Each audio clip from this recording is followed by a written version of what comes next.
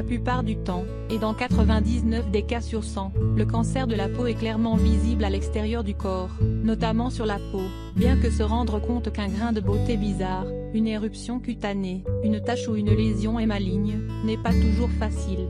Pourtant, il y a des exceptions à toutes les règles, et dans certains cas, il n'y a pas de signe visible de cancer de la peau. Au lieu de cela, la maladie se manifeste avec des symptômes qui ne sont pas facilement soupçonnables. Voici la liste des 7 symptômes qui doivent être surveillés. Des bosses sous la peau. Image. Des bosses sous la peau dans des endroits comme les aisselles, l'aine et le cou, bien qu'elles puissent aussi se trouver dans d'autres régions, peuvent être un signe de métastase cancéreuse dans les ganglions lymphatiques.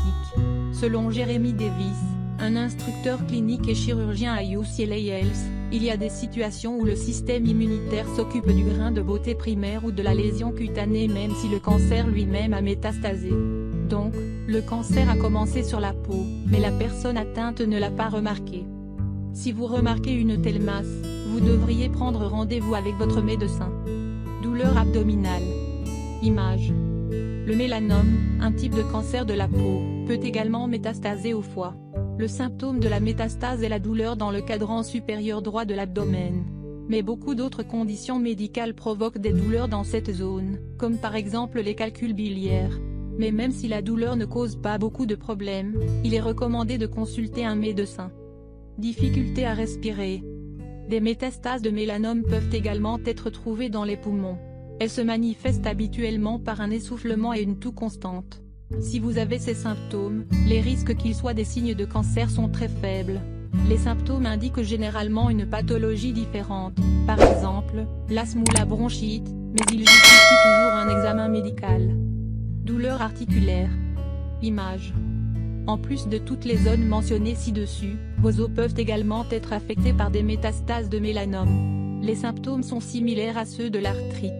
Si vous éprouvez de la douleur dans vos articulations, consultez un médecin qui pourra alors faire un diagnostic. Problème de vue. Les mélanocytes sont des cellules qui produisent de la mélanine, un pigment qui donne la couleur à la peau, aux cheveux et aux yeux. Le mélanome commence dans les mélanocytes, ce qui signifie que vos yeux peuvent être affectés en premier. Dans de tels cas, les symptômes sont des problèmes de vision et des pigments ou des décolorations dans l'iris de l'œil, selon le docteur Davis, spasmes et autres problèmes abdominaux. Le mélanome peut causer des problèmes avec le tractus gastro-intestinal.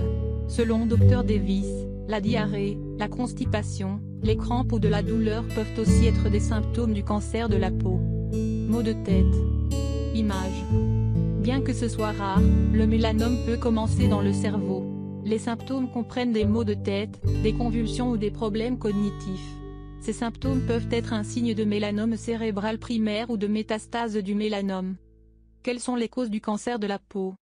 Les facteurs de risque les plus communs pour le cancer de la peau sont les suivants. L'exposition à la lumière ultraviolette, soit du soleil ou des cabines de bronzage.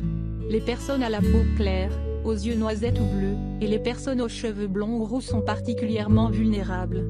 Le problème est pire dans les zones de haute altitude ou près de l'équateur où l'exposition au soleil est plus intense.